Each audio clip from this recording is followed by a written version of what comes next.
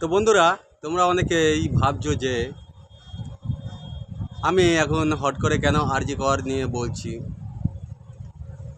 আরজি কর নিয়ে বলছি এ কারণেই, বন্ধুরা সবাই জানো আরজি করের নতুন করে তদন্ত শুরু হয়েছে।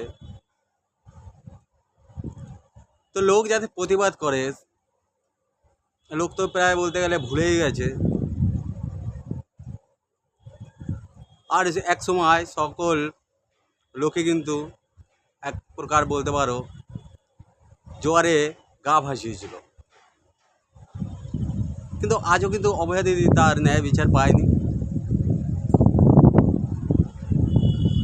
এই জন্য আমি বলছি এখন এই কথাগুলো, যাতে লোক প্রতিবাদ করে, তদন্তটা নিরপেক্ষভাবে হয়।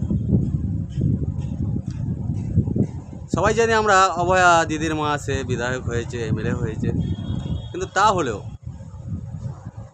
আজ আমরা যদি অভয়া দিদির হয়ে প্রতিবাদ না করি, তাহলে তদন্তটা নিরপেক্ষ হওয়ার, দেখো এতদিনে যেভাবে কেসটা ঝুলেছে কিছু বলা যায় না।